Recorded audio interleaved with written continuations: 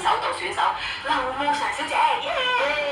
佢咧就喺女子個人型決賽當中與日本好手尾野真步激鬥，結果我哋劉慕裳繼去年再度力壓對手，成為冠軍，締造咗亞錦賽3連霸。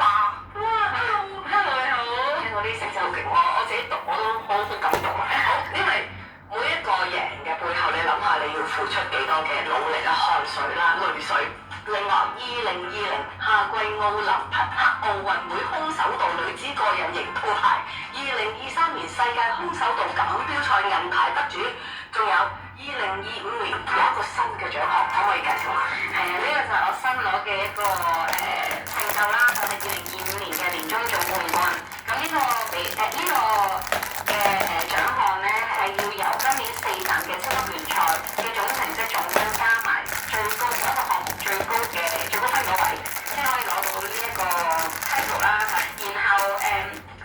有呢個 title 嘅運動員咧，下年可以你當好似單車嘅彩虹戰衣咁，我哋有一件金邊嘅袍，咁就必須要喺下年嘅超級聯賽度着住嚟參加比賽。呢啲好感動㗎，即係你見到可能一影嘅時候，哇！着嗰條衫個 jacket 嗰個感覺啊，我其實未收到，我訂咗未收到，所以我都好期待見到呢一件金邊袍嘅嗰個 moment 啦。但係呢件金邊袍其實都好有難度先攞到嘅，因為譬如話我頭先講話超級聯賽啦，4站要總成績最高嗰位先可以攞到。第二個途徑得2個途徑，呢個第一個途徑，第二個途徑係成為世界錦標賽嘅冠軍。咁